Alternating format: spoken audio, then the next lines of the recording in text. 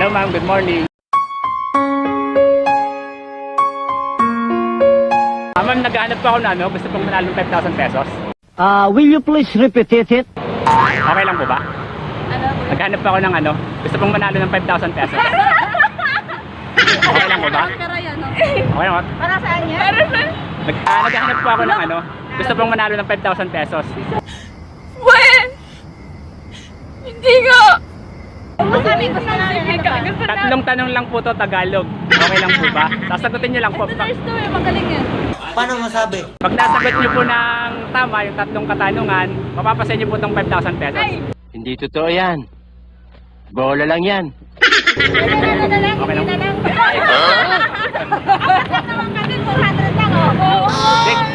Kailangan niyo pong masagot yung tatlong katanungan. Okay lang po? Sige, Okay. Unang tanong po sa inyo, ma'am. Alam niyo po ba yung 10 utos ng Diyos?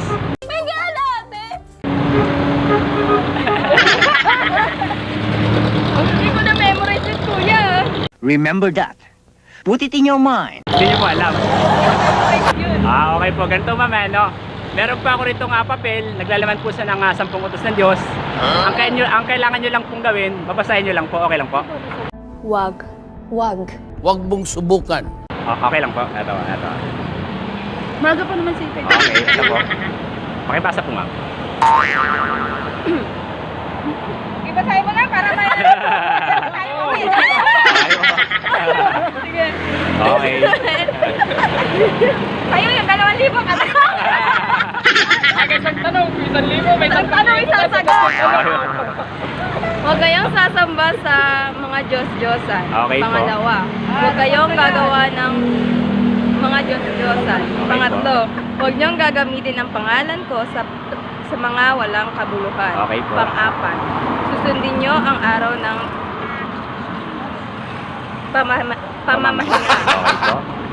Okay po. Ay, sa araw ng linggo. Sorry.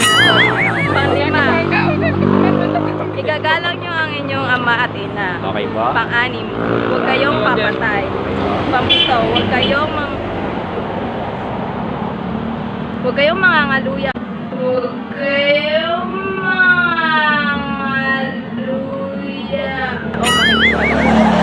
Makikihapit. Makikipkapit. Makikihapit. Sorry. Pangwalo, huwag kayong magnanakaw. Pang-siyam, huwag kayong sasaksi o magsisinungaling. Pang-sampo, huwag niyong pagnanasahan ang asawa ng iyong kapa o Ang kanyang mga ari-arian. Excellent! Okay, ma'am. Ganito po, maliwanag po, nasa unang tanong ko, hindi niyo po nasagot yung bagsak po kayo.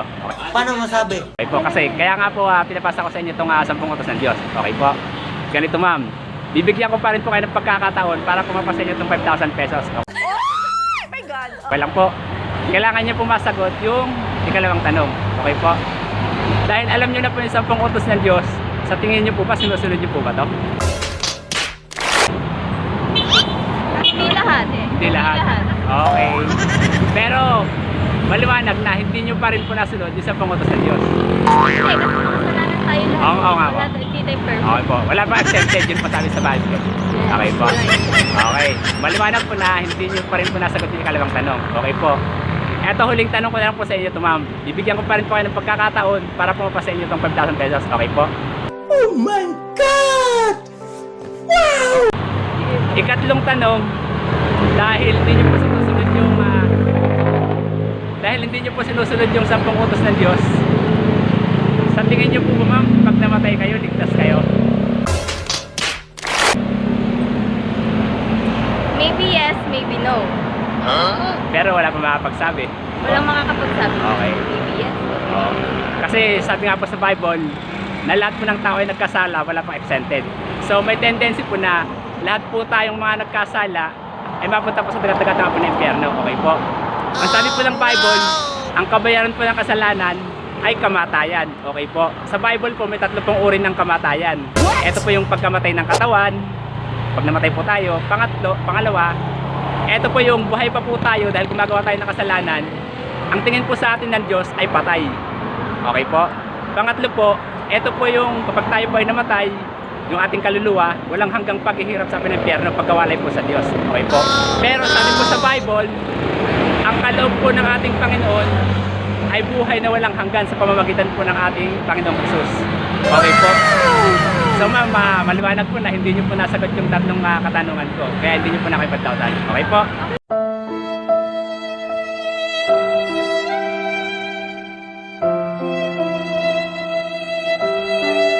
Maraming salamat po sa inyo. God bless po. Thank you, sir.